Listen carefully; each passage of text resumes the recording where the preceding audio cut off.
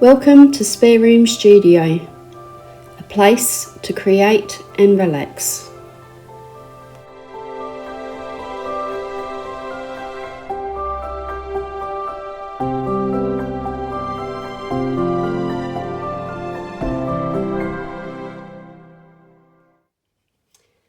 Hi everyone, I've done a bit of a back to front style video today, and that is I am going to show you the finished page here first, and then I'm going to put a series of videos together that I took while I was working on this particular page.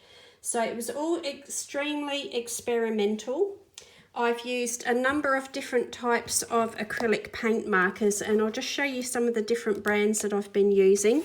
You will see more through the video, of course, but I'll just show you a few here to start with. So most of them were cheap markers that I got either through Amazon or Temu, places like that. Also, I've managed to buy a few in store as well. I do have some Creative Place Aldi markers here. So there's a bit of everything. They're all slightly different. They're all slightly different with their nibs. They're all slightly different with what their inks were doing, which I had no idea was going to happen until I started actually working on the page. So I thought that most of them would be very similar, but no, some of them are quite different. So this is the almost finished page. I'm just going to finish it off with you now, and I'm going to talk a little bit more as I do that. So something else that I've bought this month, I said that I wouldn't, or I don't like gel pens an awful lot, but I've been seeing a lot of the Languo gel pens being used or in hauls, and I thought that they were really interesting. So I went on to Temu. Another thing that I said that I wouldn't do, but I did. I went back onto Temu and had a look, and I ended up buying a very large selection of these small packs. So they have 9 colours in each pack, all these different curated colours and so on, and I ended up getting a very big collection of them. So they came during this week while I was working on this page here. And I found that none of the marker sets that I had actually had a decent enough range of dark brown that I wanted to do these little bees in. So I had a practice with these gel pens on another page, and I thought, you know what? They're so opaque and, you know, really nice to work with, that they might be perfect for finishing off this page. So I just wanted to show you what I've been doing with them. And all I've been doing is sort of little strokes like this to get the little furry bodies of the bees defined. And the thing with these is that they are quite wet. The ink is quite free flowing. I don't know if they're going to stay like this forever. I hope so, because they're really good to work with. I've been using them in a Millie Marotta book with a very, you know, highly detailed, almost like a mandala design. And they have been great to work with on that. And I'm really enjoying the finish that they have. It's quite a opaque finish, almost very similar to what the acrylic paint markers have been. So I do hope they continue to keep working well for me. I hope they're not the sort of gel pen that, you know, once you've opened them, started using them, and then put them aside, that they seize up and, you know, become no use. I hope that's not going to happen, but time will tell, of course. So I just wanted to show you that yeah, I've been using them in conjunction with the acrylic paint markers. So it just helps make those paint markers a little bit more user-friendly, a little bit more accessible. If you're somebody who really does want that more careful sort of detailed look, you can do the body of the colour really fast with the acrylic paint markers, let it dry, and then if you've got some gel pens, maybe you can come back and use your gel pens in conjunction with the acrylic paint markers. Now these Langro gel pens have got a fantastic range of colours. This one here is called Colourful Black, when it is very, very deep green, blue, brown, and sort of a greyish black. But they've got a fantastic range of colours, and I think, you know, they're going to be quite handy for using in conjunction with these paint markers, acrylic paint markers. And I'm going to show you a close-up in a minute, just to show you how that detail has helped. So what I did, if you go through and watch the video, it seems very disjointed, but if you go through and watch the video, you will see me work through different ideas. And at the very end, I decided that it was all looking rather flat, and I think it's because I was just using, you know, like shades of orange and yellow for the flower, and I wasn't thinking about bringing in any complementary colours. So over here where I've attempted the pointillism, I started to bring in some blues and purples, and all of a sudden it just made the colour really sing. So I think what is going to take me a little bit of time to get my head around with personally, you can see I put some purples and blues in there with the red. I think with the acrylic paint markers, I'm going to need to think about colour theory slightly differently, and shading is not just going to be a case of getting a darker shade of green pencil to shade that leaf. It's actually going to be more effective if you look at how, you know, this particular leaf looks here. It's much more interesting to see all those strokes of different colour in there in that one leaf. So here again, where I brought in the purple and the different shades of blue in there with the green, it just really helps it come to life that little bit more. So for me, I think there's going to be quite a lot of learning to do working with the acrylic paint pens. I do like them. I'm a little bit hesitant, I think, because I'm not entirely sure of what I'm doing with them. But the more that I'm working at this page and putting some different colours into, you know, these areas, it's suddenly making those colours really come alive. And I think it will also take some time for me personally to get used to not striving for realism, not striving for highly controlled blending and so on, but allowing these paint colours and paint strokes to show. And it's just a different style of illustration and colouring to what I am used to doing generally. But I think it's quite exciting. You know, when I stand back and look at this double page, it's very vibrant. And the good thing about it is that when I add up all the time that I've spent on the video here colouring this page, it is quite quick. So that first layer of getting the colours down where you want them goes very, very fast. And then coming back and doing some of the detailed work and the, you know, working up the different textures and thinking about the different colours and so on does take a little bit more time.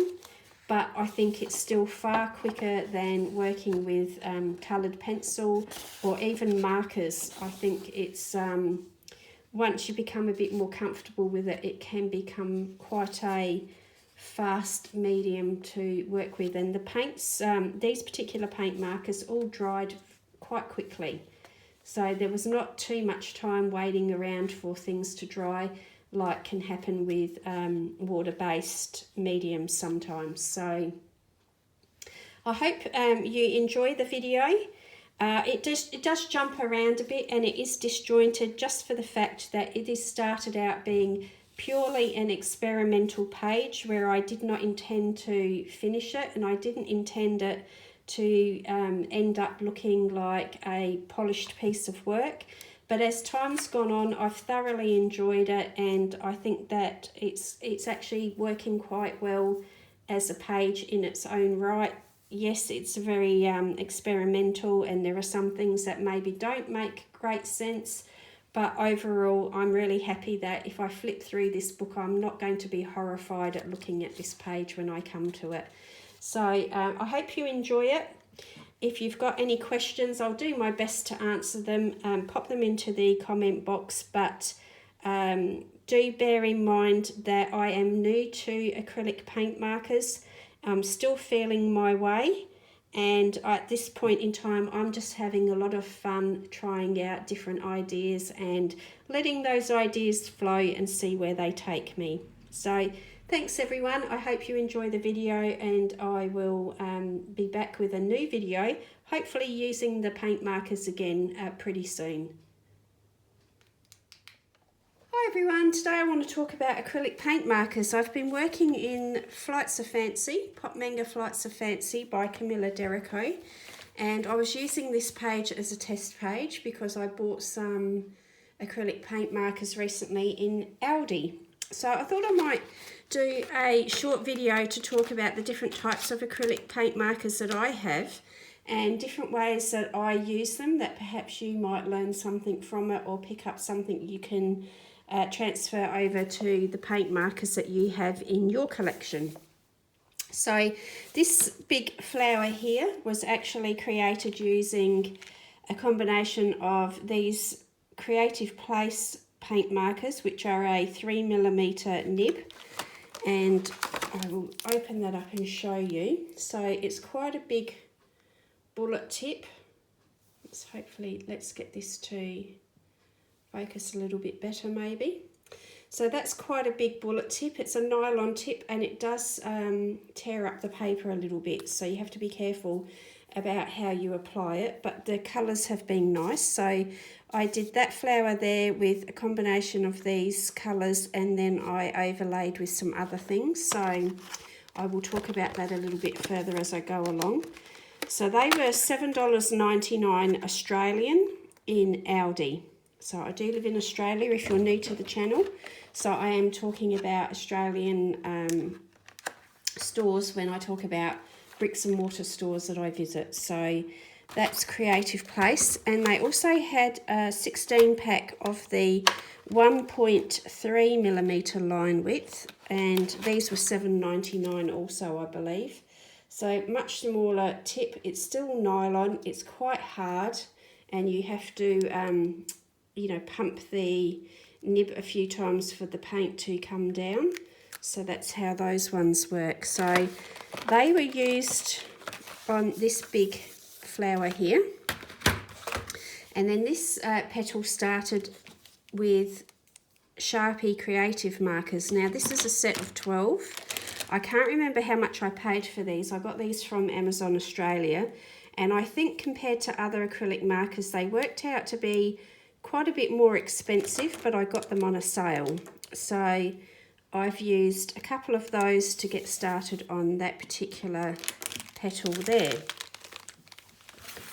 So I'll just show you what that looks like before I move on to other markers. So you can see that there's still quite a bit of white paper showing through, a little bit of scuffing or tearing up of the surface of the paper, the way that I applied it with the nibs.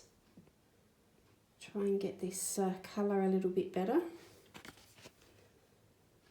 And then here I have done a similar thing, applying the paint marker, and then I tried to put a little bit of pencil in between in those white bits, so that's what you can see there, and that is the Sharpie marker. Okay, so that's how that looks. Now I do also have some cheap acrylic paint markers that I have bought from different stores here. So this is Anko brand, which is sold by Kmart and Target in Australia. They are owned by the same parent company, I believe. So these are Anko brand, and these ones, again, you need to pump the nib to get the colour flowing, and that is a quite hard nylon nib as well. And get that to focus in there. Let's see if we can do this here again.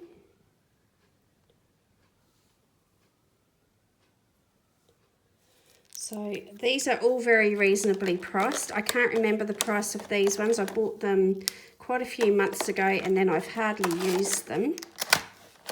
Problem is I pick cheap things up thinking they're cheap, and then I pick up too many and then I actually don't use them all because I get hung up on one particular one, or I want to save them before I start opening other things, you know, and letting them dry out. So these are from, I actually will keep with the Anko brand for now. So these are Anko as well. I bought these in Kmart. Again, very reasonably priced. These are dual tip acrylic paint markers, and I probably prefer these markers over those other ones because they actually do have a brush tip, which I find a lot softer and easier to work with, and then they have a fine nib at the other end. But they're limited in colour range. This is the largest one that I've seen so far, which is a 24 pack. So they are a 1mm bullet tip and a 2mm brush tip. And then going on to some cheap Temu brand markers here. KICYN is the company name, I believe, on the top here. These are very small markers, so they only got one nib or tip. They're not dual tipped, and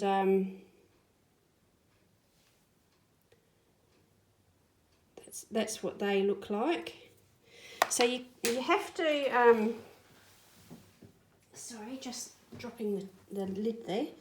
You have to match the markers to what you want to do with them, I guess. These fine ones or smaller ones are good for outlining or doing small areas, but not necessarily great for huge areas because then you tear the paper up, you know, scrubbing at them. So that's those ones. And then I have these ones here that I picked up. XM Beck, BECC, 36 colours acrylic marker. And these ones have a brush tip and also a fine tip. Not so fine compared to some of the others, but so they are a set of 36 colours, and again, you know, it's quite basic in what you're getting for the colours. But when I bought these early on, I bought these ones and those ones, I was thinking about just doing backgrounds only. But as I keep growing this collection, I've started thinking about how I might actually use them to colour a whole page. And then the last ones I want to show you today are these ones, which are Guangna, I don't pronounce Asian names very well, but Guang capital NA. You see them quite a bit on Temu, Amazon and those sorts of places. So this one is just a brush tip, and I can't remember, I think it might have been 36 colours that I had of these, but some of them are already drying up because I've used them for backgrounds, so filling in big areas of background. Okay, so that's the range of markers that I wanted to share with you today. And then I just want to show you how you might apply those different types of markers to actually colour a page rather than just outlining or doing a background. So I'm quite new to this. I don't profess to be an expert by any means. So, you know, please keep that in mind, that I don't work with acrylic very much. Acrylic paint with a brush I've used very infrequently and mostly just for backgrounds. So I'm by no means an expert with acrylic paint of any description, and certainly with these markers I've only started to delve into them a little bit in the last probably 6 months or so, I guess, and I haven't really used them very much yet. So please keep in mind when I'm showing you any of these demonstrations here that there could potentially be better ways to do it. I haven't discovered it yet, and at the moment I'm quite happy to just dabble and not dive into acrylic paint markers too deeply at this stage. So this Sharpie set, being a set of 12 colours, is very limited in what we've got to choose from. So I'm going to mix and match all the different brands.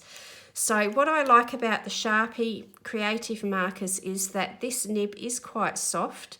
It's quite big, so it's good for doing broad areas of colour. Now this is the Creative Place by Aldi. And I'll just pump that. You should do this off on a piece of paper to the side, but I'm really just giving you a demo today, so I'm just doing it really quickly. So you can see that it takes some effort to get these Creative Place markers started. So when you have the pump action ones, I have found that with a few different brands that they can be difficult to get going. And what I found with these Creative Place ones is that they actually are quite dry feeling. The paint itself, it doesn't feel to be very smooth flowing or wet. So what I would do is mix and match, you know, the colours is what I'm thinking of primarily, but also you could experiment and mix and match with your different types of pens as to how the nibs are feeling. So my thought with acrylic paint markers is that I wouldn't necessarily be planning to get the same effect out of these. I coloured that as a leaf there, and I've just realised it's a petal. But I wouldn't be trying to get the same effect out of these as I would with an alcohol marker, for example. I also wouldn't be trying to make it look like coloured pencil either. What I would do is try to embrace the acrylic marker for what it actually is. So what I'm saying is don't pick up, you know, an acrylic paint marker and think that you're going to get exactly the same result as you would using an alcohol marker or a water-based marker, except that it's paint. You know, it's not a ink like any others. It's more like a paint. So therefore, think about it in terms of creating painterly type effects. And when you see paintings, particularly acrylic and oil paintings, for example, they're not necessarily finely blended, smoothly blended colour changes. A lot of the time the artist is embracing the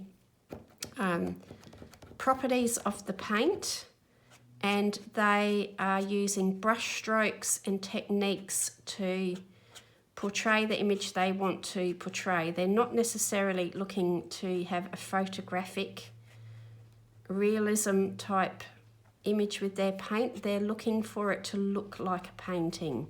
They want to use texture, building up layers of paint, brush strokes, showing, you know, maybe with a palette knife, getting texture that way.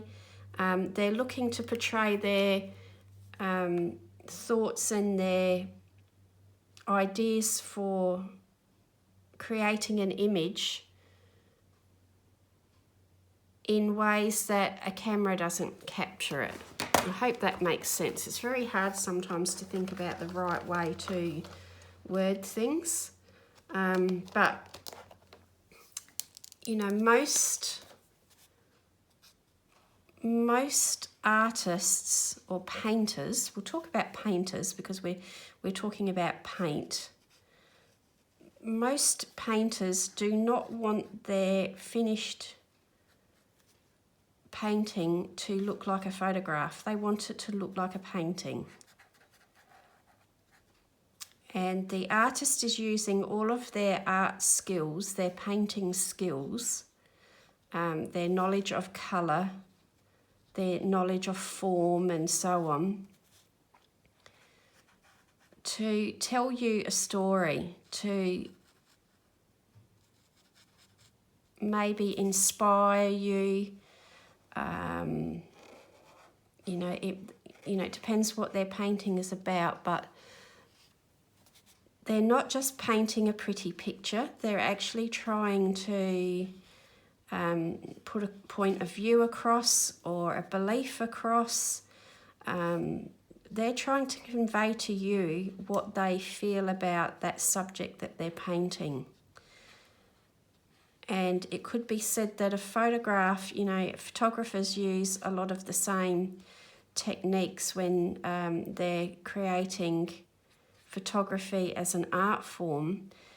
But most of us would be familiar with photographs as a means to capture a moment in time. It's a representation of a real thing and that moment in time, whereas a artist with a painting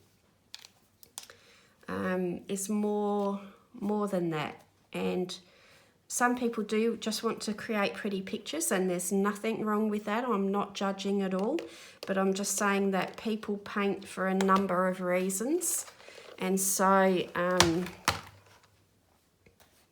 when you look at using art materials, it helps to sometimes think about which art material is best suited to meet the need of what you're trying to say or what you're trying to do.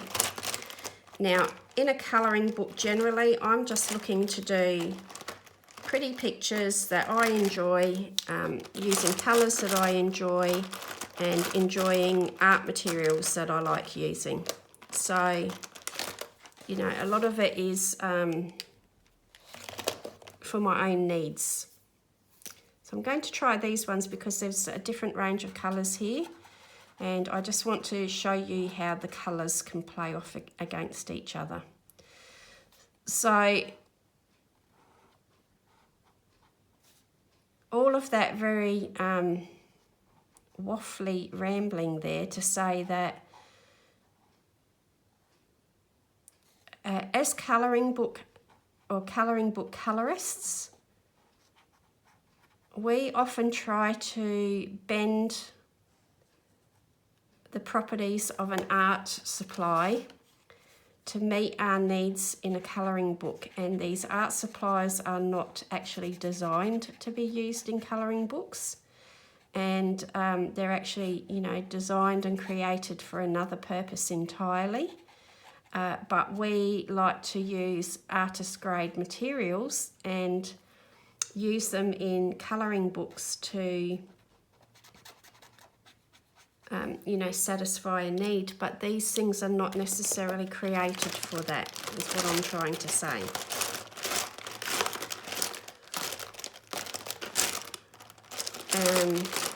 Okay, let's try something else here. Just trying to find a darker colour.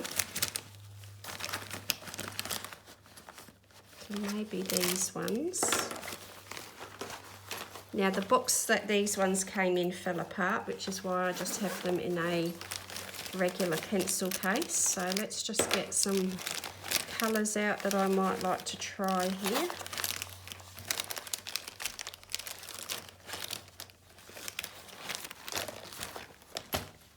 Okay.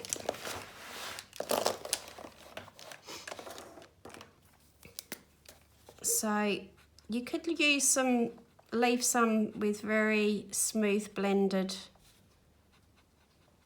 solid areas.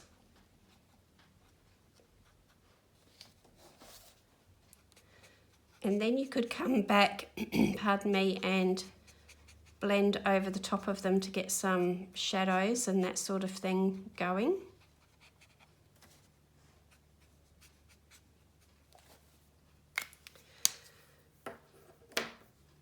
But I'd invite you to try with lots of different ways, you know, to use these paint markers. So, you know, you might feel like that's a little bit too scratchy and, you know, too much white showing. So you could come back and overlay a bit of colour like that, smooth it out a little bit more, get more of a blend going.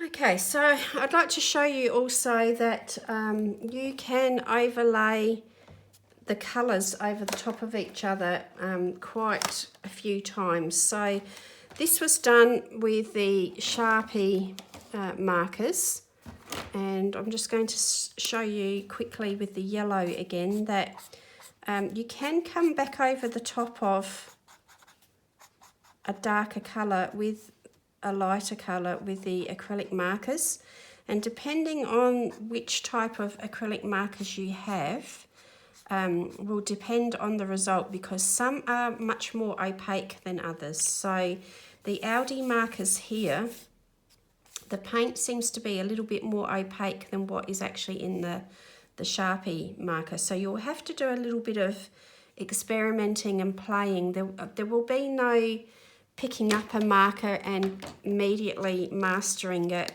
and getting the results you want, I don't think. They're going to take a little bit of experimenting and playing, or at least for me they are. I don't feel that this is something that I'm going to master immediately. But so I'll just show you a few different ways that I've been playing with them so far, and then it might give you some ideas of how to get started with the markers that you own, and give you that confidence to experiment a little bit and try some different things. So my feelings so far, what I've got is that no one of my sets is going to meet every need, and I'm going to have to mix and match to get the colours I need, you know, to suit whether it's a large area, a small area. Some are going to be better suited for, you know, particular subjects maybe. It's going to take a lot of experimenting. So I'll just show you with the brush marker, for example, that, you know, it's so much easier to cover a big area quickly with the brush markers over some of the nibs. And so what I try to do is not scrub or go over the same area too often, because that will tear up your paper. And it is so much easier with a brush nib to do this. With a bullet tip, it is a lot harder to work like this. But try and do sort of sweeping strokes, broad strokes of colour. And, you know, try not to keep going over and over, overlaying the same area until it's dry. So once that paint is dry, you can come back over it with another colour and work over the top of it. And if you're going to try and blend some colour, so let's get a lighter green from the same set. So say, for example, I want to try and blend some colours together. I'd try to do it with really gentle, light strokes so that you don't tear your paper up. So you can use different sort of strokes to apply the paint and get different results. So then this is how it looks when you go over a dry area, and you're not blending wet into wet, but you're actually going over dry, and you can use your finger to smudge it. don't want a hard edge, just, you know, smudge it out with your finger, or you could use a cotton tip, cotton bud.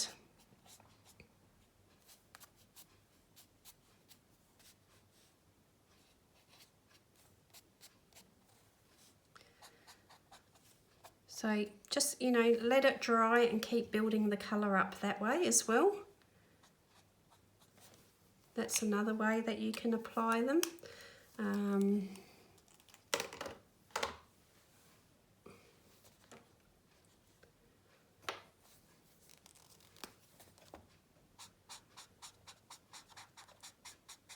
You know, might have to think about your colour theory a little bit if you've got a limited set of how you're going to make your colours work for you and achieve the look that you want.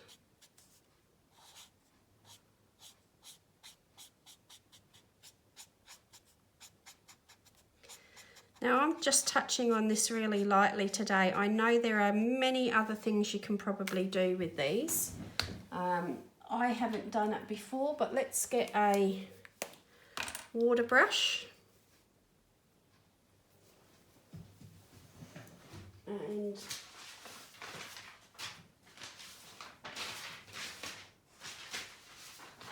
let's get a piece of paper behind there in case it goes through. Hopefully it won't go through because I do like that page.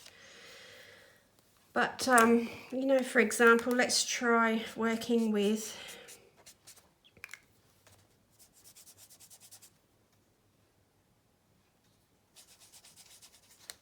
a bit of water, a water brush, and see what that does. It doesn't move it very much, but that could be just this particular type of acrylic marker. So let's try a different brand.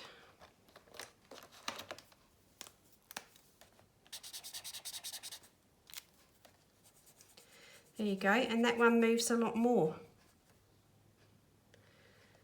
Now this one does say aqueous ink on there, so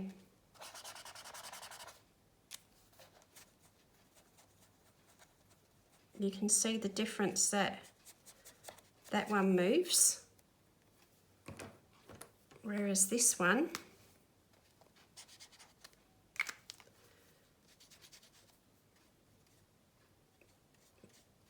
you know, barely moves at all. Now once it's dry, let's see if it will move when it's dry. Not really. So once it's dry, it's waterproof. Now again, you know, think about why would you do this? If you would do it maybe if you don't have any water-soluble type of inks or markers or pens, but I do. So is there any great value in me using my acrylic markers in this way? That remains to be seen. I will have to keep playing with them. Let's get rid of that paper clip out of the way. Let's move that over a little bit and we'll have a look at the flower here.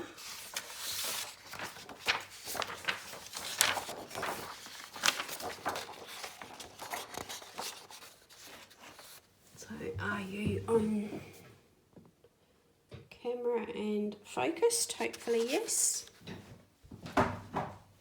So let's have a go with, say, this Anko brand one now, and we'll just see how does this one react to water. And that one moves a little bit.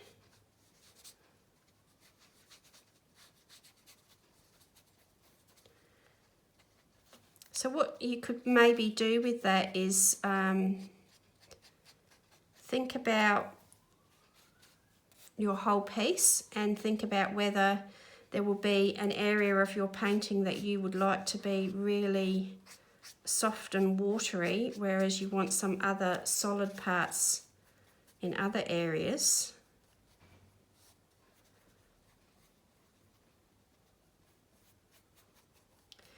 And you can play around with the effects and see,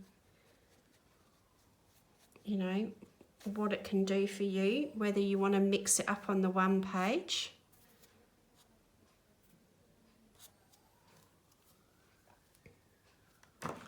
So let's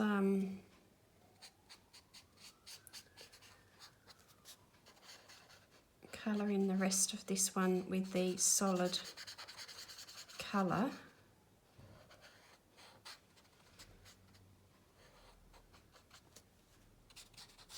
And what I found is that some brands will completely cover your black lines, your printing in your book, and others are quite translucent and show through. So this one, it's showing through quite a bit.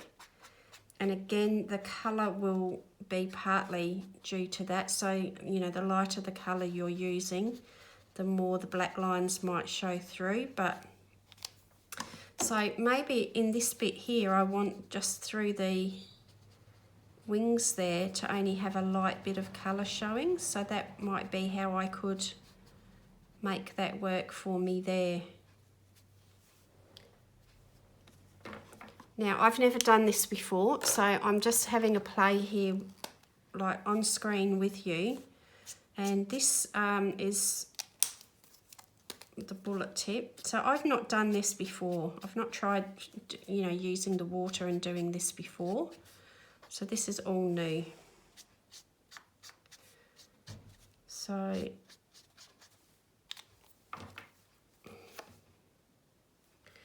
you do need a reasonable amount of water to get it to move, but again, this could be this particular brand of paint marker. So you've always got to take what I say under advisement, that what you own, the brand that you own, may react differently. And you're only going to know if you are willing to sacrifice a page in your book, you know, to see whether you get the same effects.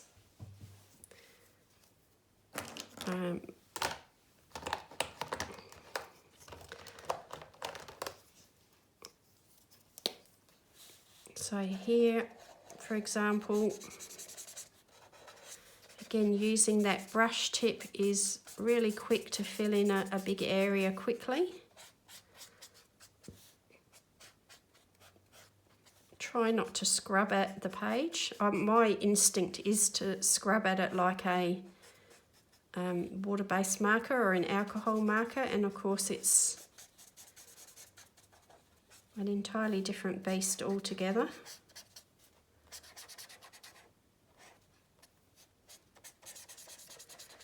What I like about the acrylic paint markers is that you can be a bit rough like that and leave little bits of white showing, because if you're going to come back with another colour like this,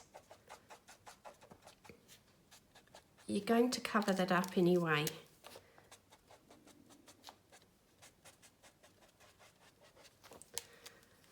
And they're not streaky like a water-based marker or an alcohol marker might be. It's quite matte and opaque. Now, on that point of being matte or shiny, some of these Aldi Creative Place markers over here have got that slightly shiny plasticky feel about them, so I don't know that pencil will go over that very well, but we'll have a look at that as well.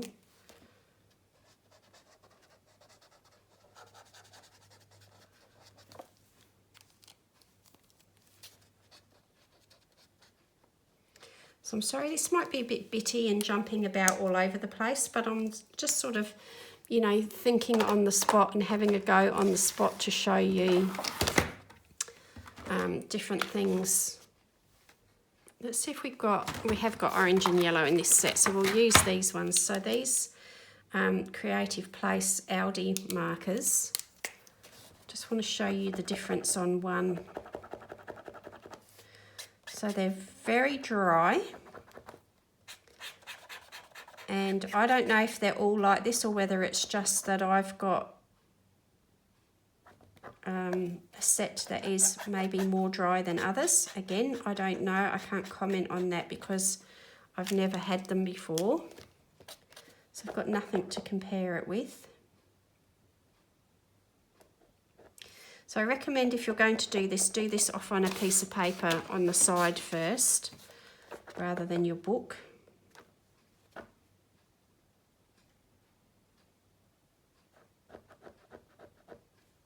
Because some pens, you'll hold the nib down like that to get it going and it will flood. This is how dry these Audi ones are. They're not doing that.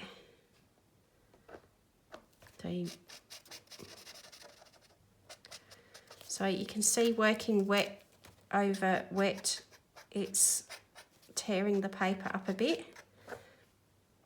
And that's because those nibs are quite hard and they're quite dry. And use your finger to flatten that out. Yeah, so I'm not liking this at all. I think it's extremely dry. There's a bit more ink come out now, but you can see that it's not free flowing.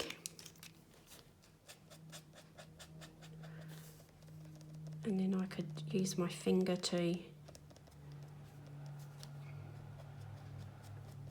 soften things out like that. So let's work with that orange first. And then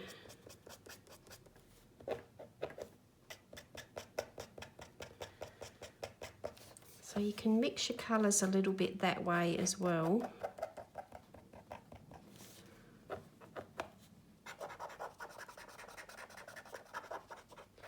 Sorry Audi, I'm not selling your creative place markers very well at all, am I? Let's leave that there because I'm not liking the way they're feeling at all. What haven't I used yet?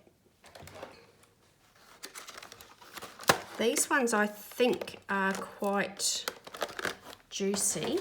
Let's get another bit of paper.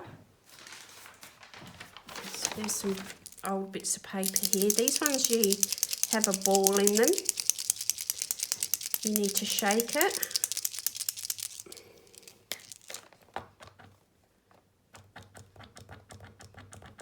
And that one's flowing a lot quicker.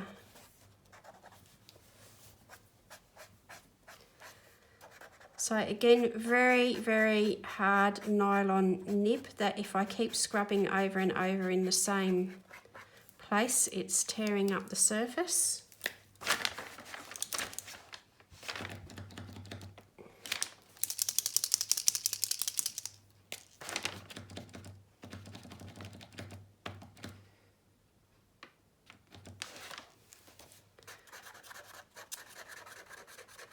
Yeah, paint's flowing a lot easier, but it's a very hard nib.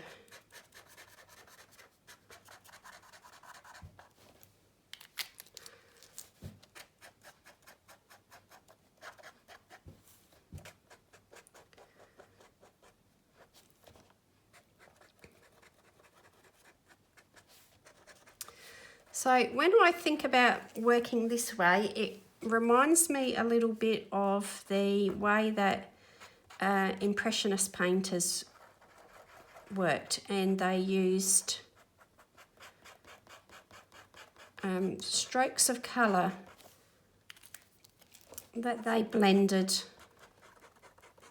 You know, so when you stood back, you got an impression of something because they blended optically when you stood back from the work. And that's kind of what this reminds me of when you think of those paintings.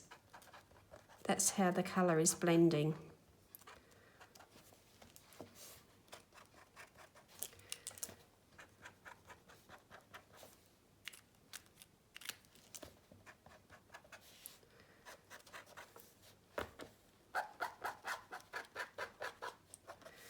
Okay, so the different brands, I'm overlaying them just to see what they will do if I overlay them, then that works okay. The other thing that I'm thinking of is that you could probably do a little bit like the pointillism. So let's make sure we're in. So for example, it might be easier to show you with these big ones rather than a small one. So if you think about how pointillism worked, it was lots of dots.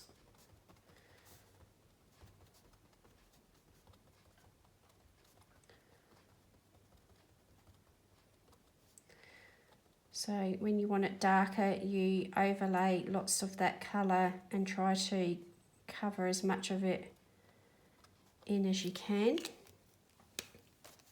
And then you blend it out to be further apart. Now because that paint is still wet, the yellow is picking up bits of the orange and it's starting to merge on the nib there with the orange.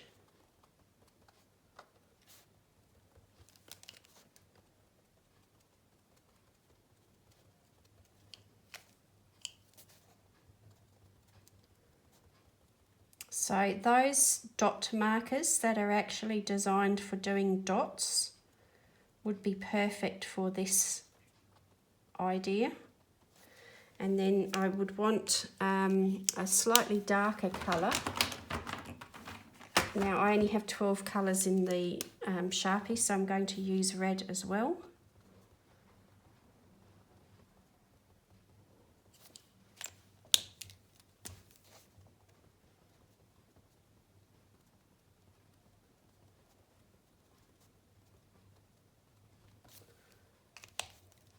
Now I'm not saying that this method is ideal for doing a hibiscus flower or this particular book of Camilla Derrico's or anything. I'm actually just using this as a practice page. I'm kind of sacrificing it because I don't know if it's even going to turn out as a very pleasant page to look at, but I'm willing to sacrifice it to try these ideas. And I chose this book because I felt like the big bold line work, very graphic line work, big areas would be well suited to trying all the various types of nibs and markers that I've personally got. So please, again, tailor this to what you have in your collection and what, you know, the information that may be useful to you. If you don't own these markers, please don't rush out and buy them unless you're in you know, you're already thinking about buying them. I'm not hoping to sway you, persuade you, or you know, get you to buy anything. So I'm going to try this Anko one as well now, and I'll use the smaller nib over here, and we'll see what these ones turn out like. Much smaller nib size, so you can get some smaller dots. We could also put that over there with the big dots. So obviously going to take a lot longer to fill a space in when you've got a smaller nib like that.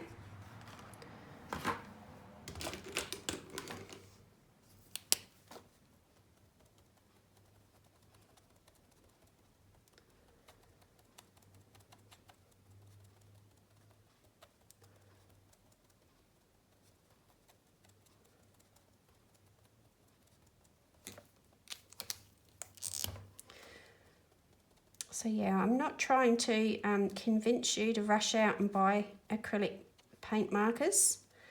If you have some already, great, give it a go. If you're in the market, you're thinking of buying them, it might help you decide whether you think they're going to be helpful to you or not. That's Hamish kicking the table, I'm sorry. He's actually asleep and he's dreaming, so he's kicking his feet out under the table there.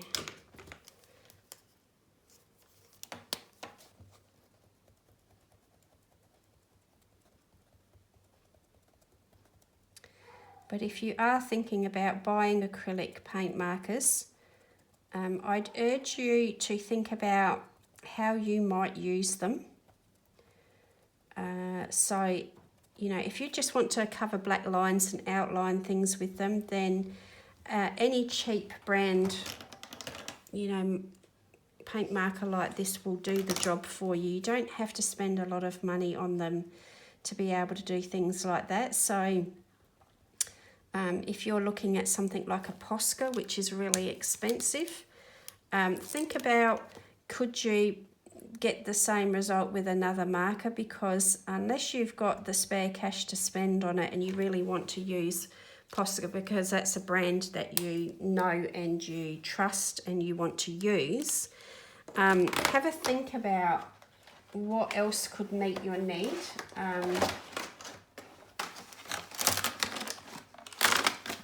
Sorry, I'm just having a look here for some different colours to try and bring in a different colour. So let's get this started over here.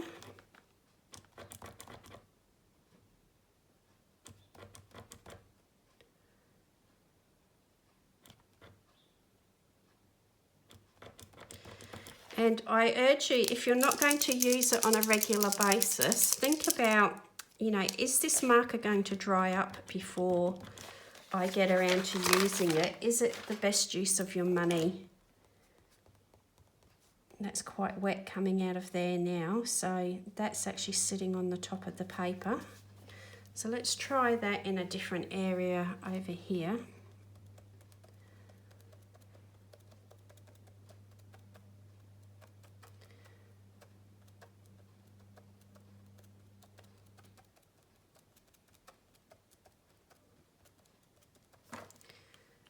And maybe let's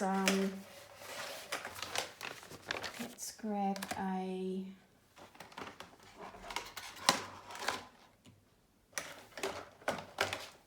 a red in that one. Now this is a lot wetter than any of the other paint markers that I've used so far.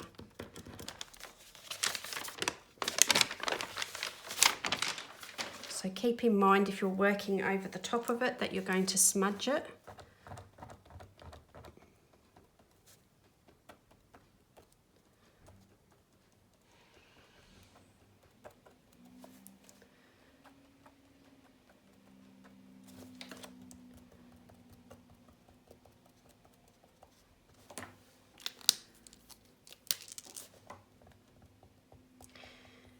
Now, of course, not everything needs to be used in the manner that it was designed to be used.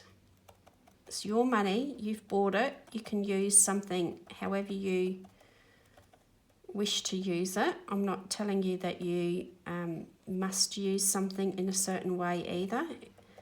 I feel really strongly that there's quite a bit of snobbery sometimes when it comes to people talking about art materials that, you know, if you're only colouring in the colouring book, do you need to, or do you deserve to have expensive things to do just a colouring book?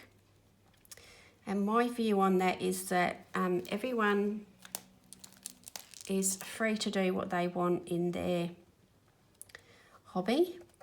And if you've got the available income that you can spend your money buying expensive art materials and you get real enjoyment out of using those art materials, go for it. You know, if you've got the disposable income and that's what you want to do, go for it. But what I do urge you to do is not be disappointed if you're using your material in a way that it's not designed to be used and you don't get the result that you want. Think about, is it because you're using your art supply in an inappropriate way?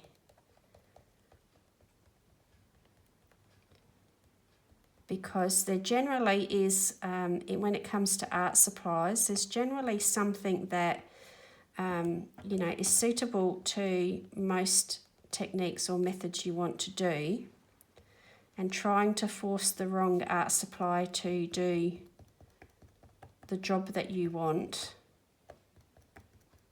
can sometimes lead to being very disappointed in the results and blaming the art supply itself when it just wasn't designed to do that.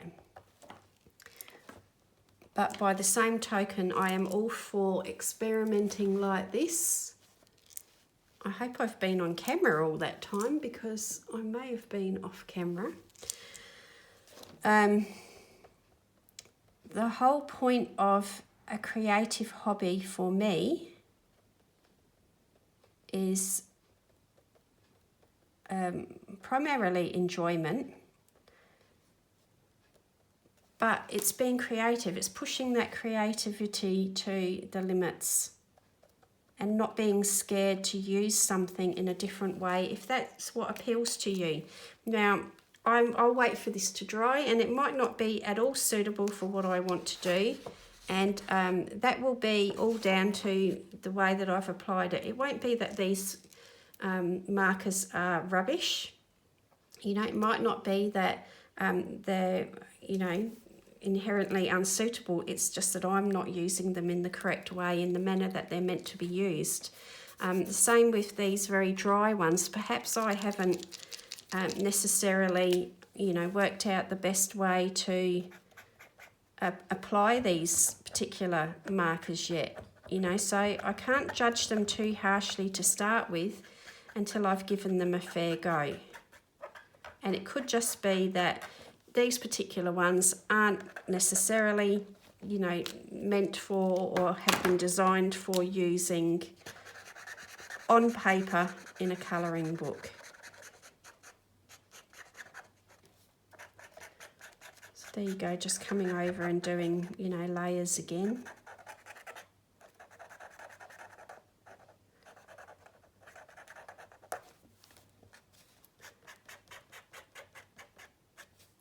And you can do, you know, different things all together. You don't have to colour something all the same way. Have a play, experiment, see what works for you, what doesn't. And there will be people who will look at this and they'll say, oh, that is just not the way to do it, you know. I don't like that at all. But at the end of the day, the only person who has to like it and enjoy it is me. If I never share this on social media, nobody else would ever know. It's all about me doing something that I enjoy doing and that I want to do. And I could show this to an artist and they'd be absolutely horrified. But at the end of the day, it's my book. And if it suits me to do this, then that's all good. Okay, so that's just a few ways. I might have to wait for this to dry completely to get the full effect of it.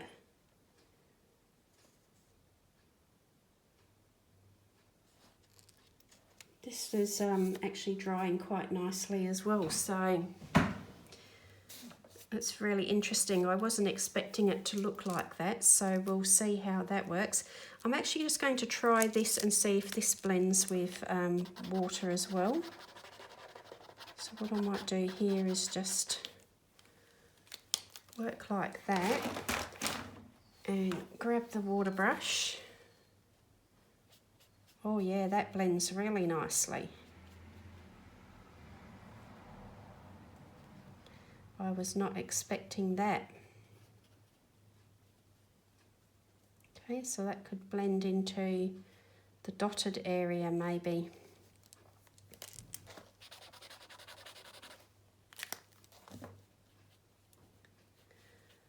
So have a pot of water or a bit of paper towel or tissue, wet wipe, something like that to clean your brush off, because acrylic paint will damage your bristles more than watercolour will. So please make sure that you keep that in mind too, that you clean your brush and or you use an old one for playing with.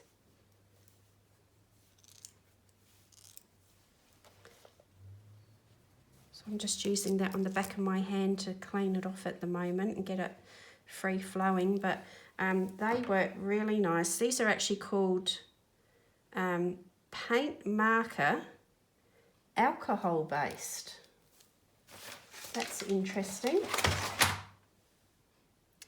It says ideal for use on wood, metal, ceramics, textiles, glass and plastics, not paper.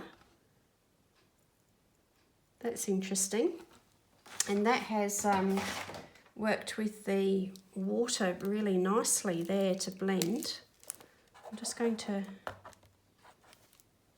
see how that came out quite quickly there. Some of the others haven't done that.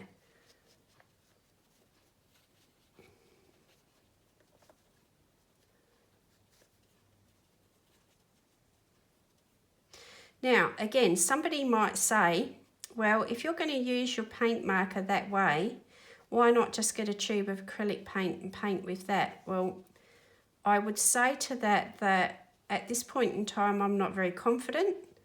And so I feel like if I have a marker pen, I've got a lot more control and more ways that I can use a marker pen than I can with a tube of paint and water.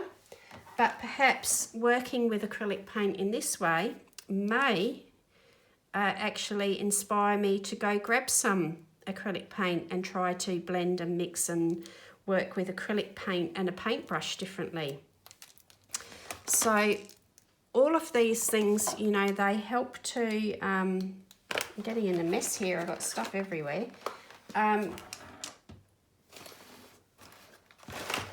Being able to experiment and play with something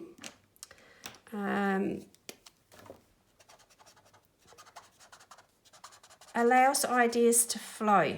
So, you know, I could say, I've never used acrylic paints, I don't know how to use them, I'm too scared to use them, and so therefore I'm not going to use them. But allowing myself to play with these acrylic paint markers this way could actually flow on to, oh, well, I actually quite like that. You know, I might be willing to give something else a go. But if I don't allow myself to play with these and experiment and try different things, then I'm never going to expand. I'm just going to stay in that small little world of alcohol markers, water-based markers, you know, coloured pencils or whatever.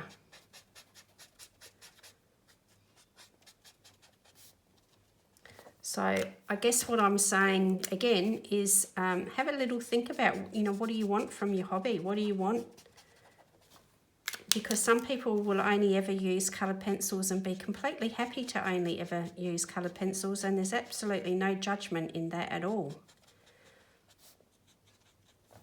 You know, some people might start to use coloured pencils in a colouring book that way, and then suddenly become more emboldened to use other things because it just helps to give them that little bit of confidence to start thinking, hey, there's this whole new world of stuff out there that I can use, that I can try, that I can play with.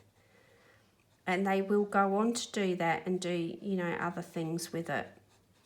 And again, that's perfectly okay, and that's, you know, up to them. Sometimes we don't know what we want until we start doing something, and then the ideas flow and we move on.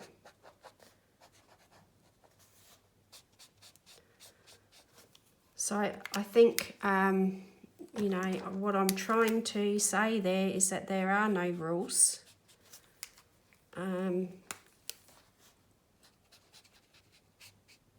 If you hear somebody say, you know, you're wasting art supplies with what you're doing, I say ignore that. If you've got the income, the disposable income to afford to buy those supplies and you want to use them, you go for it. Am I telling you you do have to do that? You must buy them and you must experiment and you must do these things? No. But be aware that there are plenty of options there for you if you do want to.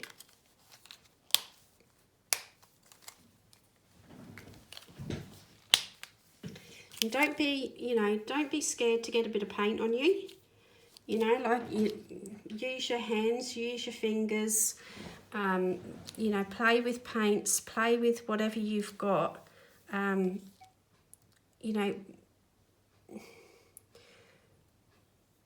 well, use them to whatever opportunities you've got to you. If you don't have the space, you don't have the setup that you can get dirty and do all this sort of stuff because you're worried about damaging furniture or other things, then don't do it.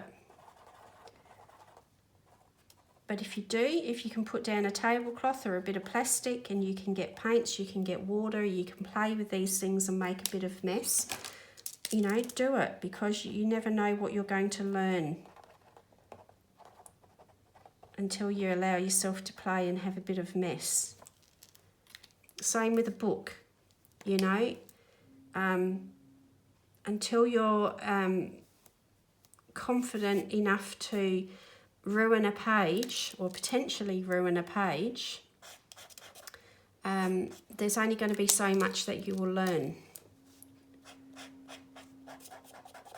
It will take some failures, it will take some, you know, messes,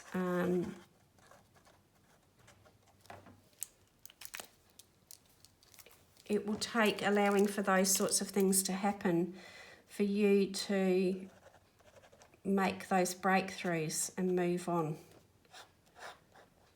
But, you know, if you're happy with a marker, or you're happy with a coloured pencil, you're happy with whatever you're using, and you don't want to move forward, that's fine too. Then this video won't be for you.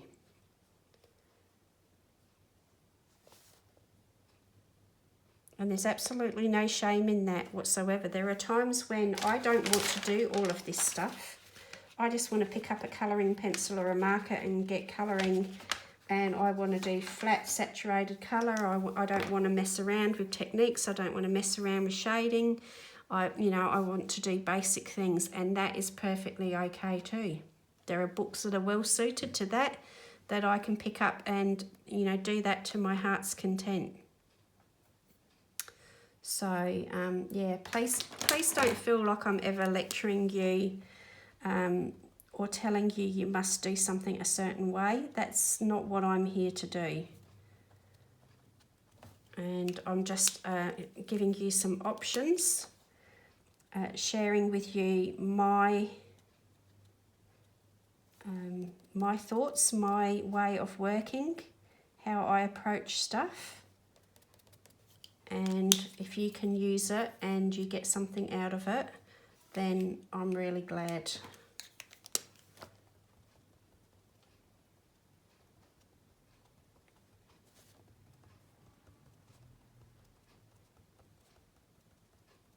Okay, let's have a look how that's starting to dry together, and then I think that might be it for now. It's actually gone on a little bit longer than I anticipated, but what I might do is complete this page, and then I can come back to you at the end and show you any other ideas that flow from this, or how it ends up being at the end of it. I might even get some pencils out later and try to overlay some pencils in areas and see how that works. So if I lift this up for you to get a little bit closer, let's see if I can get this focused in.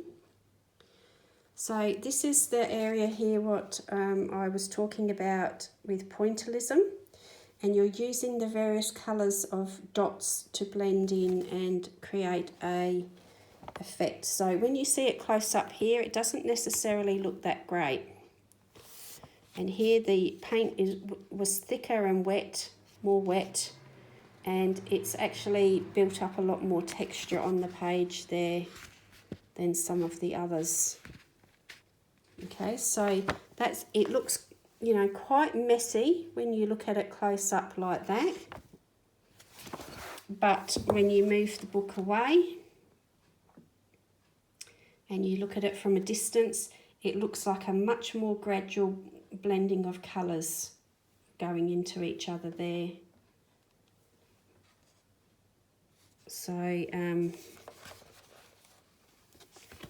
Down here, let's have a look at where the water diluted it all. That's how that's ended up looking, which is quite nice in itself. I don't know that I'd want a whole picture done that way, but it might be useful for some areas, and it certainly was useful for there to put a lighter version of the colour through the wings there. Now again here, if you look at this close up, you can see all the different brush marks, lines of colour. But when you put it further away like that, you can see that the colour looks like it blends a lot more gradually and smoothly. Now I did want to just briefly talk to you over here. I have actually experimented a little bit too. I had a water-based marker in my hand and I used a bit of orange water-based marker, and that actually did work over the top of the acrylic paint base as well. So it did gunge up the nib a little bit. So I certainly wouldn't recommend you using an expensive water-based marker to go over top of acrylic.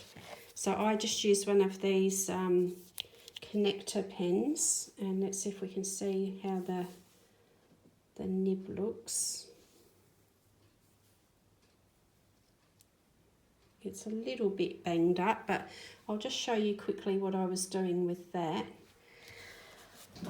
So yeah, I just used the water-based Faber-Castell connector pen there over the top of the acrylic paint marker once it had dried. Wait for it to dry completely. Don't use it on wet paint or it will ruin the nib of the marker. But you can just see there, that's put a little bit more detail in there. It's gotten a bit shiny, but that's another option as well. You know, bring in some other supplies over the top of the acrylic markers and see what you can achieve with that.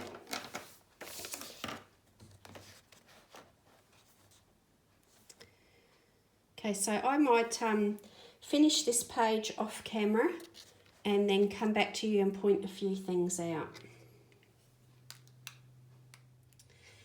Okay, so it's much later in the day and I'm back with the page at this stage. I had a neighbour come round, so I haven't been able to work on it very much, but I've got the background into this point, and I thought that I'd show you how pencils are going. So over here was the Creative Place paint markers from Aldi. Now they have given the page an almost not glossy but shiny, plasticky look about them.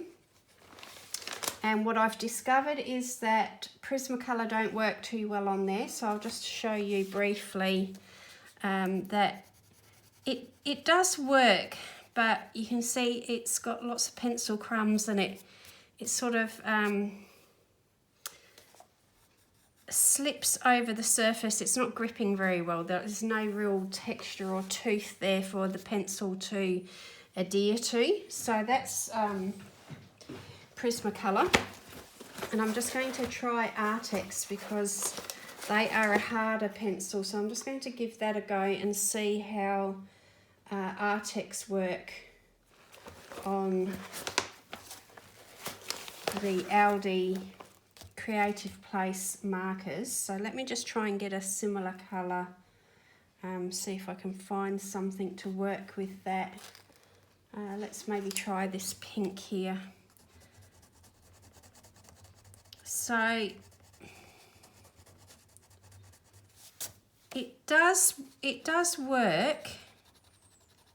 It's not great. It is working obviously on those bits of white paper that are left in between, but again, you may or may not be able to see that it doesn't, there's no tooth for the pencil to grab to.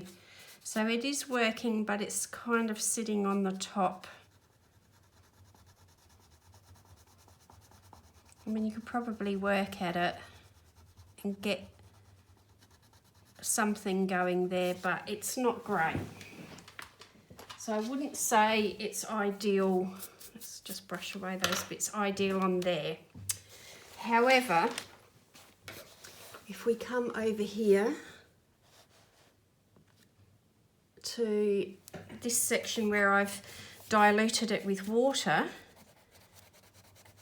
it's great, no problem at all. It's working on there because the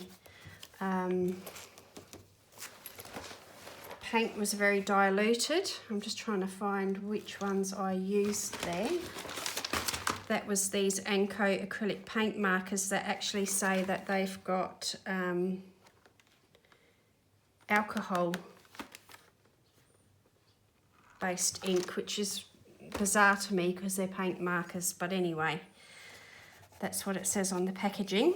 So because that's on a very diluted base there, it's almost like working over the top of a watercolour base. So if we go to an area where there's a little bit more paint on there, it is working over the top of that a little bit better than the Creative Place markers were. So keep that in mind. Let's go to, let's grab a Prismacolor again. And let's have a go with a, yeah, the Prismacolor's working over that fine. So again, if you wanted to use a really diluted washy base of acrylic paint like a watercolour, you can, and then you can work over the top with pencils. Now I've seen Dee Dee Willingham on her channel, which I will link for you.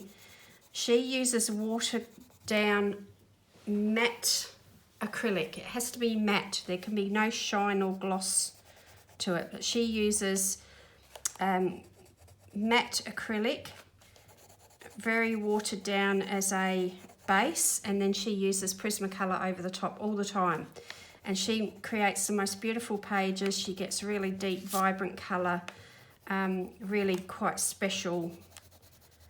Dee Dee is a very accomplished artist in her own right, of course, so she isn't a beginner, so she knows what she's doing. But you can use the watered down acrylic really easily as a base for colour pencil. Now again, somebody would say why bother, and I would say that it is very quick to get a very loose acrylic wash down, which then takes away all the white of the page and gives something for your pencil to grip to, and you can colour more easily and quickly and not have any white, you know, white bits showing through and so on. So it's a very valid thing to do, to give your page that base of an acrylic wash and then colour over the top of it. So that's how that works. So then going up here where the paint is a little bit thicker and heavier, and I've used some Sharpie creative markers here. Let's see how that reacts to pencil. So I'm going to just get Prismacolor again to start with. No, that's not really the right colour. Let's say a cadmium orange. Let's give this a go and see. That's working over those Sharpie creative markers quite well, but it is creating lots of pencil dust again, pencil crumbs or pencil dust, and it's not nowhere near the same effect as over here because this was not diluted, it was just purely paint marker, and it has got that slight plasticky feel to it like the Creative Place markers did, but the pencil is working over the top of it. Not great, but it is working, so that's an option. let's have a look how the Artex work on there, because bearing in mind Prismacolor is very, very soft. So let's have a go with an Artex and see what the Artex work like over there.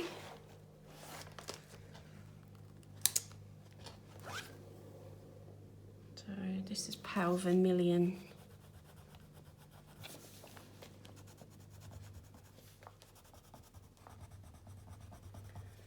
Yeah, it's working. You can get away with it.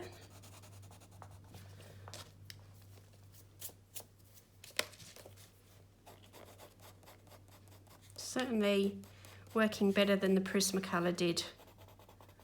So slightly harder pencil on that plasticky,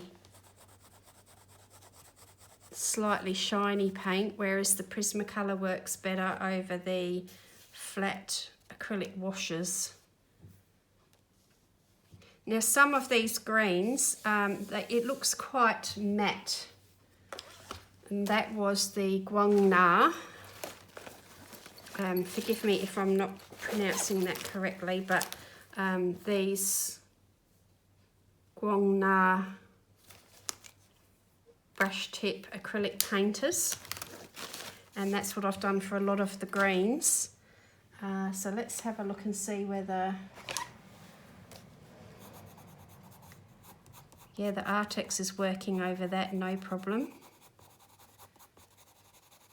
Again, it's leaving a little bit of a, you know, crumb or pencil dust, but it's definitely working over the top of that. Let's go to Prismacolor.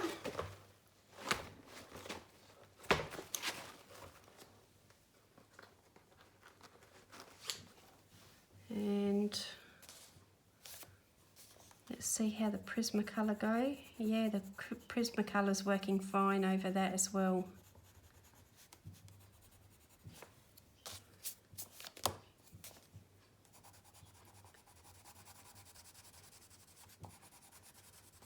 Not a problem over the more matte finish ones. So those that are very dull and they almost have like a slightly chalky feel to them.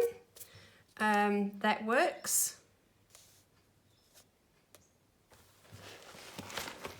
So I don't think there's much else that I could say about that. I do have some, let's have a look. I've got a couple of polychromos here that are a bit small now, but let's see how the polychromos go.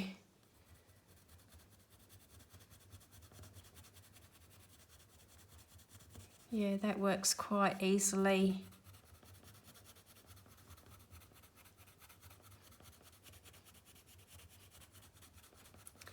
So my gut feeling is that what I would choose to use on here is the acrylic paint pen. If I wanted to try and use it as a bit of a painterly look, I'd really only want to use coloured pencil just to tidy up any edges, you know, put any fine details in that I've lost, to reinstate some details maybe. Get into those finer areas that the acrylic brush or the acrylic nib is too big for, and reinstate a little bit of colour and definition maybe that way. But I truly sort of believe that each supply, so each material, you know, so in this case acrylic marker, paint marker, should be allowed to shine for what it is, and the pencil should really only be used to come in and enhance what you're doing. That's my view, okay? That's my personal view, and I know lots of people use acrylic markers or alcohol markers or water-based markers purely as a base, and their plan is always to come back over the top with coloured pencil, and they are just purely using it as a base. and that's a very valid, you know, choice to do that. But personally, I feel like that's a bit of a waste of the marker, and the marker has its own properties, its own benefits for use over just being used as a base. Like, I don't think I'm expressing myself very well today, but I feel that covering all of this completely with a coloured pencil now is not required, and it's a bit of overkill, and I just feel like that would be, to me, a waste of money, having all these acrylic markers and doing this work and then completely covering it with something else. Just seems like a waste of money to me, and a waste of the value that the acrylic paint marker has in itself. So I'm just having a look through the camera so I can see what that is like for you through the camera, because quite often when I look back on these videos for editing, compared to how it appears to me on the page, sometimes it does look quite different through the camera, and sometimes the contrast is better and sometimes the contrast is worse, but I think this is giving you a fair indication here of what is going on. So would I recommend using pencil over the top of the markers that I have? Yes, for the most part I would. Not particularly over the Creative Place Aldi markers, but certainly over the other cheaper markers that I have and the watered down marker, I would say yes. Pencil over that is quite good.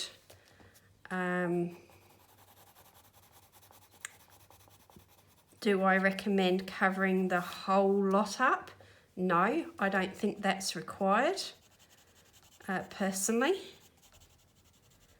I think that the acrylic markers have value in themselves, that they should be allowed to shine in their own right, and the pencil is only there to help, you know, like in areas like this where all the definition and edges have gone, I can darken up this little bit behind here and start to be able to show you that this leaf is actually behind.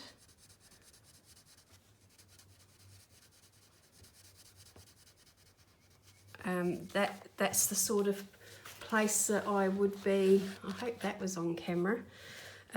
This would be, you know, perhaps, you know, somewhere that I would use it. But would I colour the whole leaf? No. That's, you know, not necessarily, that's where I've done it there. I wouldn't necessarily cover the whole leaf up, so I just thought I would share that little bit with the different pencils for you. And also, that's just a green, of course. Let's try a different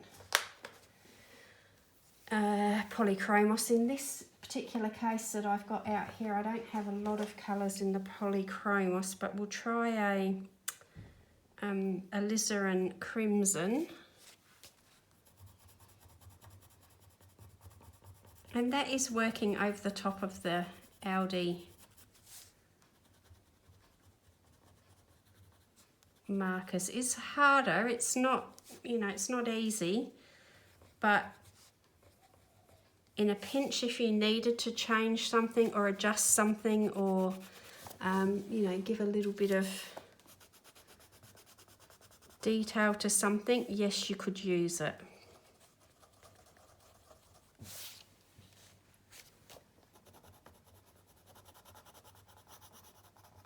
Okay, so now I just have to think about how I want those bees to be coloured, and I will finish the page off. It's a bit higgledy-piggledy because it is a test page, but that's okay.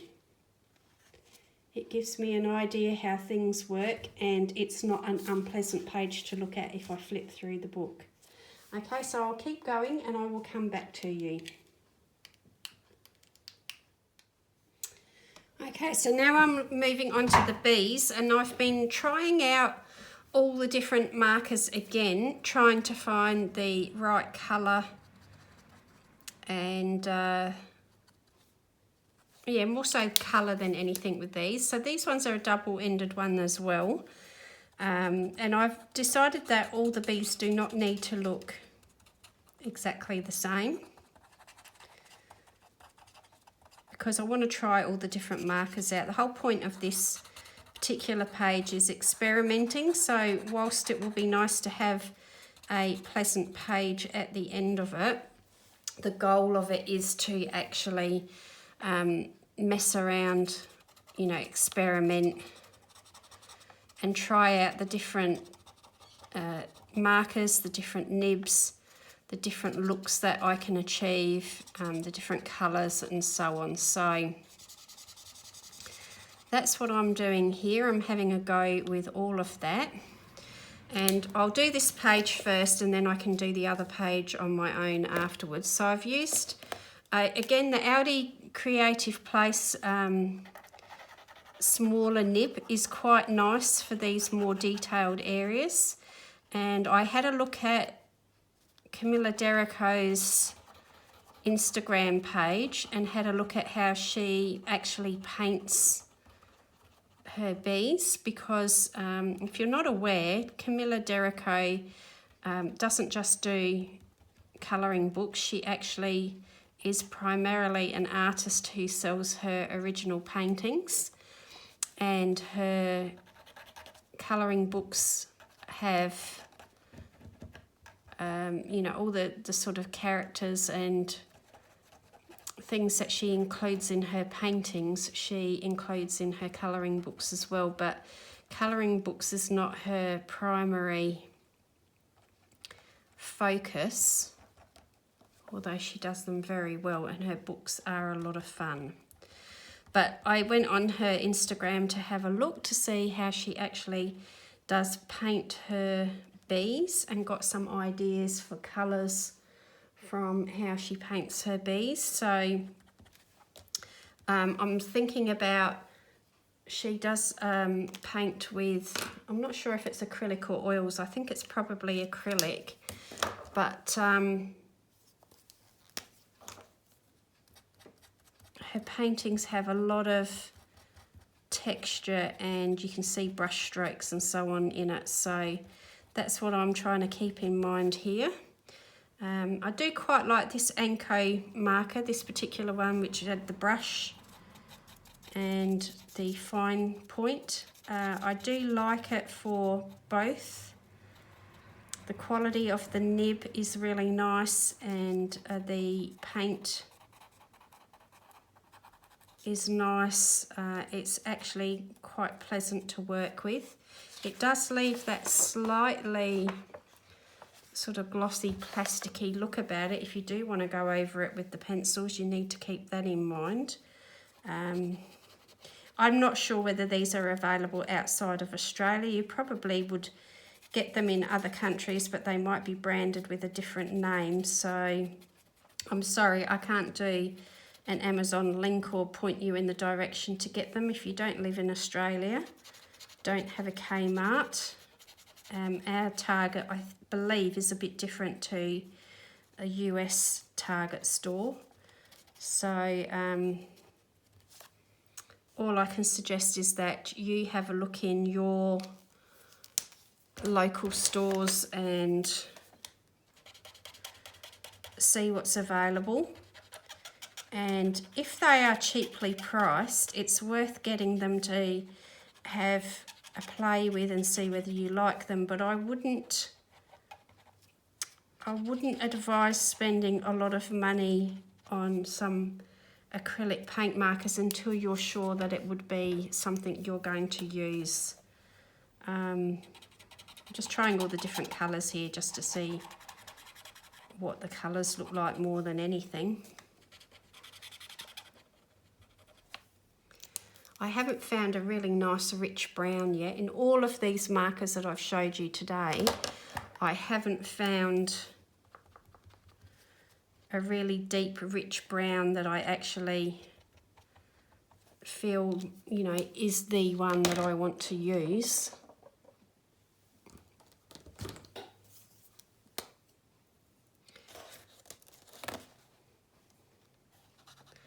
I'm just trying to be careful and not working over wet paint.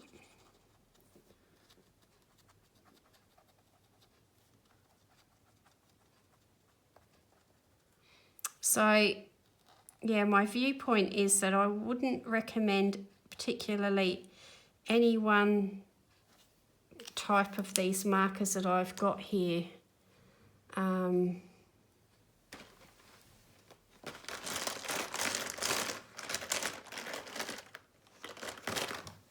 What is this one here? I think it might be black, but it might blend nicely with the brown. So let's give that a go. So, yeah, see, I'm starting to lose all the line work there, and it's not really the colours that I want.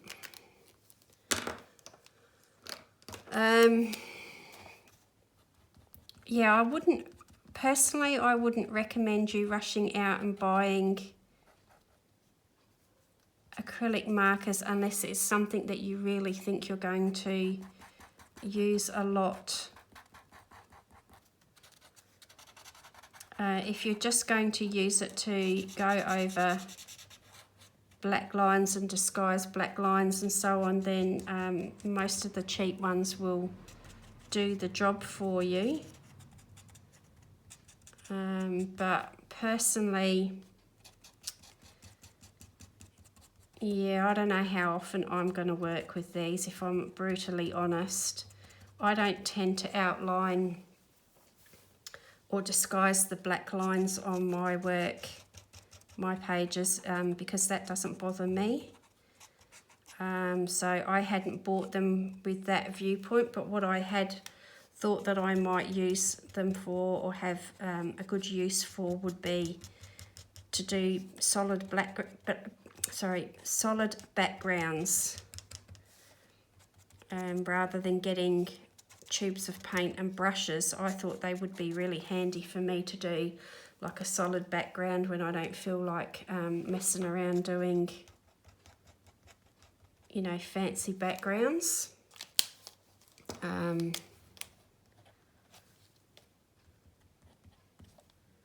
Yeah, none of these are really the right colour for what I want.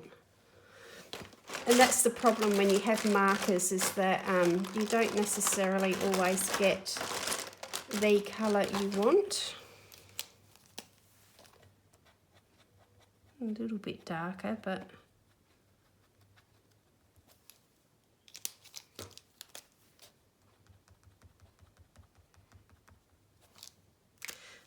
so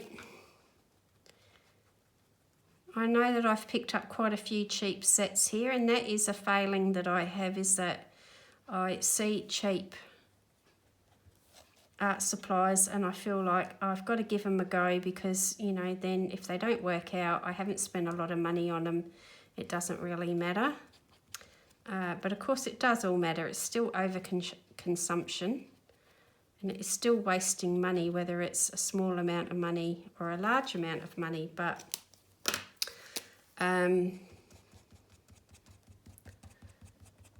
yeah, I thought that, you know, I could use them just for those backgrounds, and I probably can.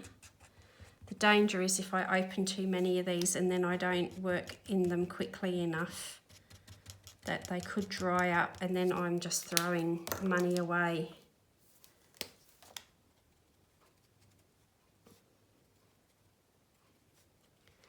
But that's an argument I have with myself quite frequently, that I do have trouble saying no to bargains, or what I perceive to be bargains.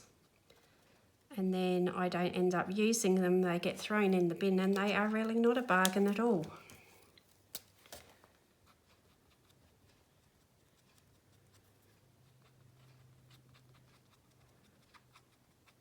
So I'm just trying to mimic what I saw of Camilla's painting style with all the brush strokes and so on, but with the markers, and that's the plan there. Let's have a look how they're starting to look. They're not looking too bad, are they? They're starting to build up, but it will take a little bit of time just to build that colour up. It's quicker, far quicker, I think, than many other supplies, so it's far quicker than pencil, but you still do have this element of you know, building the colour up. It's still something that you've got to do.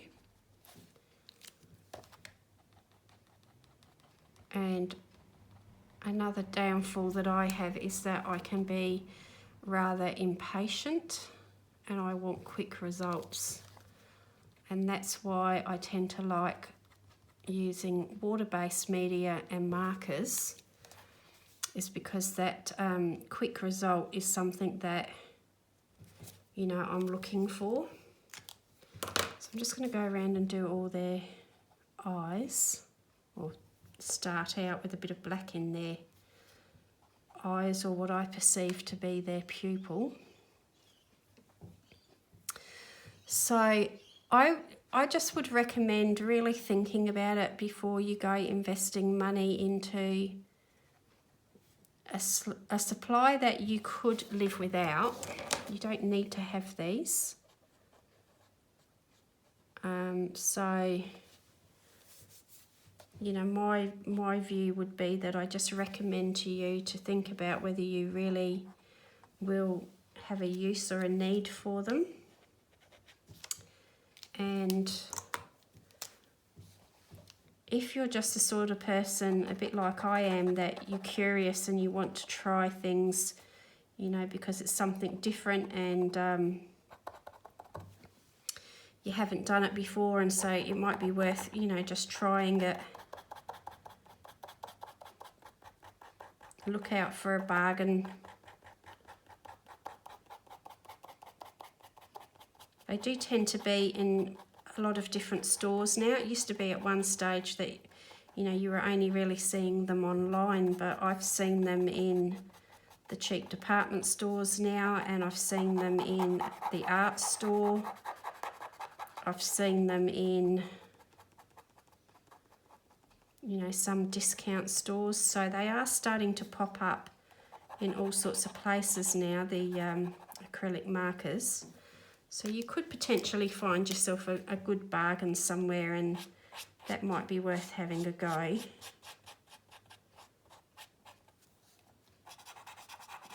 But what I'm finding is, even with the various sets here, the ones that have got a few more markers in them, a lot of the colours are very similar.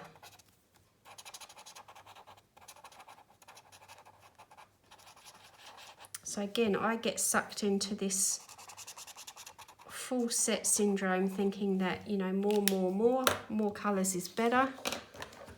More colours, more choice must be better. And sometimes it's really not. So I guess I'm just, you know, suggesting that you slow down and think about it, especially if your budget's a bit tight.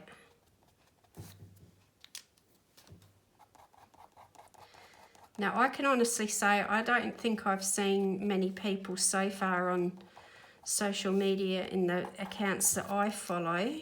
I don't think there's been that many people that have actually coloured a full page in these markers. They tend to be used more for accent, you know, backgrounds and so on, rather than in this manner, but perhaps we will start seeing it. And so again, I would suggest to you that, you know, be prepared that with most things like this, there is a learning curve. Don't expect to get success that first time. Also be prepared that, you know, it could be a bit time consuming building up your colours till you work out what your best working method is. And you know, don't discount it too quickly. If it seems a bit hard, that's okay, you know, stick with it and just keep trying. So I think sometimes we as adults are not great at sticking things out when they're a little bit tough and we're learning, because we think we should be, you know, picking these things up straight away because we're an adult. And we forget to do that little bit of, you know, playing. So I'm actually might come back with a bit of green in some of those wings, or a bit of pale blue maybe, if I can find the right sort of pale blue. Like that sort of colour. And mix it together.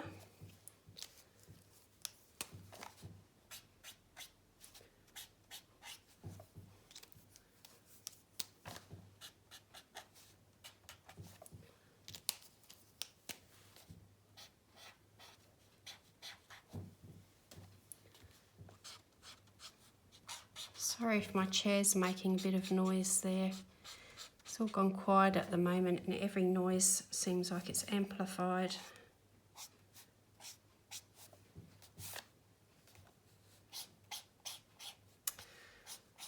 So that's a few more ideas for you to think about.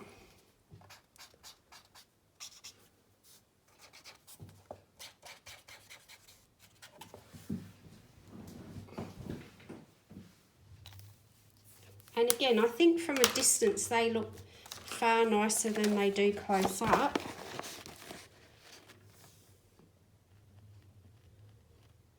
It's very rough and ready and very textured when you look at it that way, and you can see lots of the white paper still when you look at it close up. But from a distance there, I feel like that's actually, you know, looking quite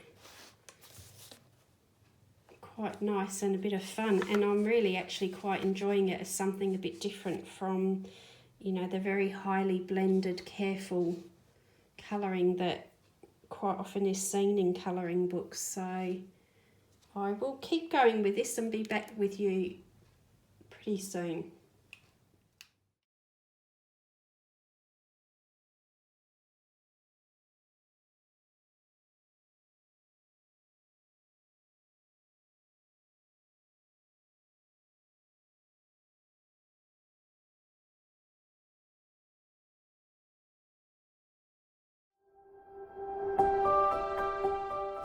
Thank you for joining me today. I hope you enjoyed the video. Please consider subscribing and hitting the notification bell. That way you won't miss out on the next one.